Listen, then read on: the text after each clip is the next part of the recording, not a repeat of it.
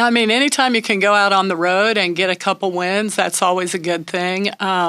These two teams, their records don't really show it, but they're playing really good volleyball right now. They got off to a slow start, but they're figuring it out.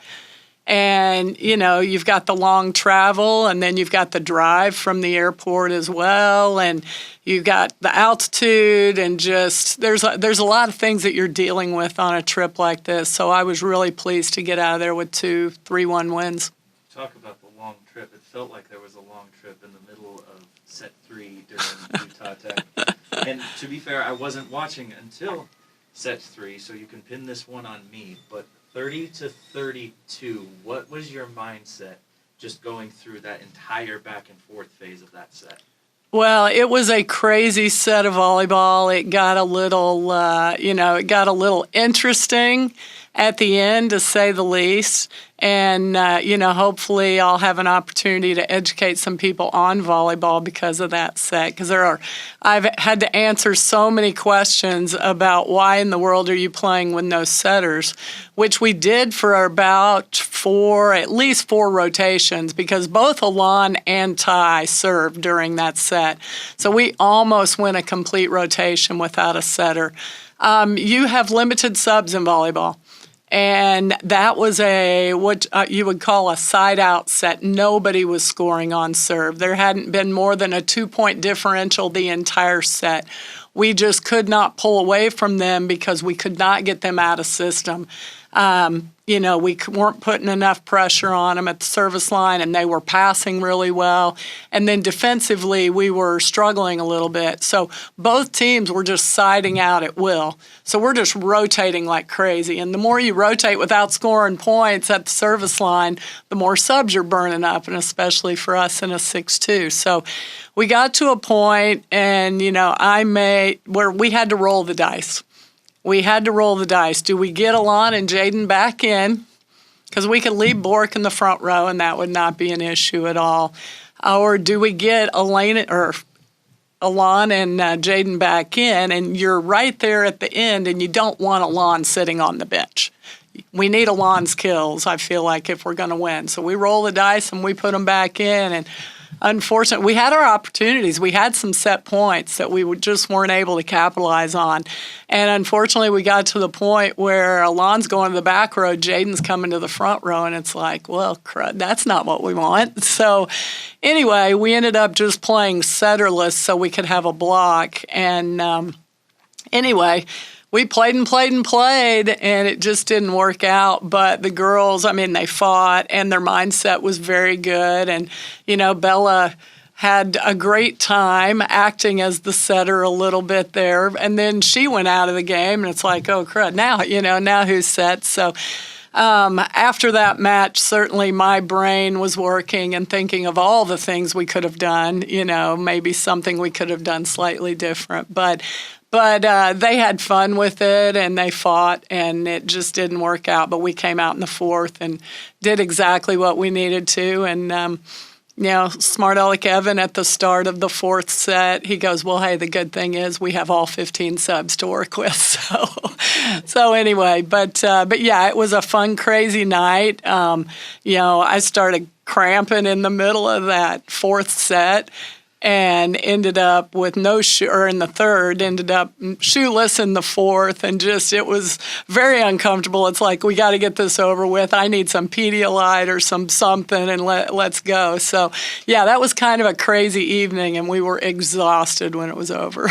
Well, with you guys continuously taking care of business, you have now secured your spot going back to Utah, the first WAC team to secure a tournament bid for the WAC Conference Tournament with 6 regular season games left. Talk a little bit about what that means for your program and what that means for Ladyjack Volleyball.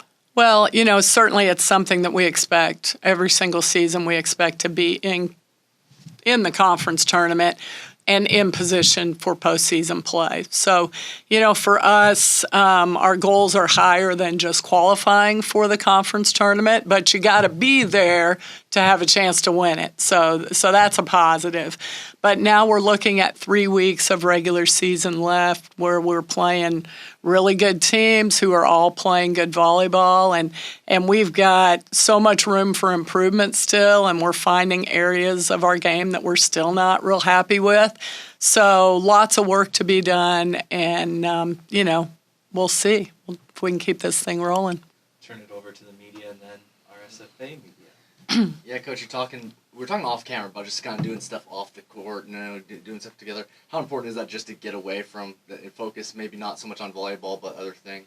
It's super important when you go on those trips like that because we haven't had a lot of opportunity to do that because the schedule, I think back to the Utah Valley and Seattle. So you get there and you're practicing, and then it's time to eat and go to bed. And then you get up the next day and it's match day. And then the day in between, you're getting back on a plane to travel again. So at least we didn't have that this time. So we were able to go, hey, let's just, Friday, let's relax a little bit. Let's get some homework done. Let's take a nap. Let's grab our lunch and go eat it at the park and just enjoy the beautiful weather, the beautiful scenery. And we had a really, really good day on Friday. And then I could tell mentally we were refreshed some and ready to go on Saturday. And how's team chemistry and everything right now? No, that's great. Yeah. That's great. That's fortunately something we're not worrying about. They're all working well together, and they're all on the same page with what it is we want to accomplish. You mentioned you don't want Elon on the bench. She got 32 kills this last weekend, and just speak about, again, the consistency that you see from her, and it's not even just her, but just the outside hitters and lefts and right sides in general. Yeah, she's continuing to have a great season. Bella had a great week as well, and Kai, when she went in, did a phenomenal job, just offensively overall. We hit 293 as a team. That's insane. We hit all of our offensive goals in terms of hitting percentage, kill percentage, air percentage, kills per set. Offensively, I could not be more pleased with what we did this weekend. Our passers did a phenomenal job. Haley and Audie and Cam handled the bulk of that for us. And that allowed the offense to click at a high level. But we're not defending at the level we need to right now, so we're gonna play a little defense this week. Even though the defense wasn't to the level that you would expect this late in the year, you mentioned Kai Creasy. She came in and played 3 sets against Southern Utah and recorded 4 blocks. So just talk about what you see from her, especially with those being the only 3 sets she played this weekend. Yeah, and in reality, she played 2.5 sets, so she didn't even play 3 full sets. And, what she's done blocking, every time she's come in, she's blocked at least a ball a set. And she finished with 1.3 blocks per set. But what she's doing offensively as well, we haven't given her a ton of balls, but this 3 sets that she played, we got her 10 swings. And she had 7 kills and no errors, and it's like, okay.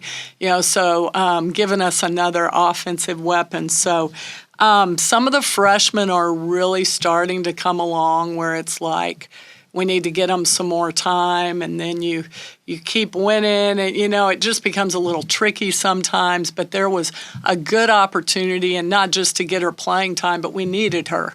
We needed what she brings, and she took full advantage of that. So very exciting. Back half of the season, you got 2 road games this week with the funky travel partner schedule. You got UTRGV this Thursday at 6:30, but then we won't talk again on Monday because you'll be at UTA. Yes. Strong alumni presence in Arlington. Not to overshadow UTRGV, but how big is it going to be to have an alumni presence when you go to Arlington next Monday? And maybe a little bit of purple sprinkled in down south in Edinburgh. Yeah, in Edinburgh, there's probably a lot of green going on down there, and that is a really fun, exciting venue to play in. This past week, we didn't play in front of a lot of people, especially Saturday. It was like, where are the people? So we would rather, I've always said this, we would rather play in front of a hostile full gym than nobody. So we will get that on Thursday. That place will be rocking down there. And it'll be a really fun, electric atmosphere. Then UTA will be the same way, but there will be a lot more people who have our back on Monday night against UTA. So there will be, we need all of our alumni, all of our presence in the Dallas area to get out to that match, because we need a lot of purple in the stands for that match against UTA on Monday night. Well, thank you for your time, Coach, and safe travels on the road. Thank you.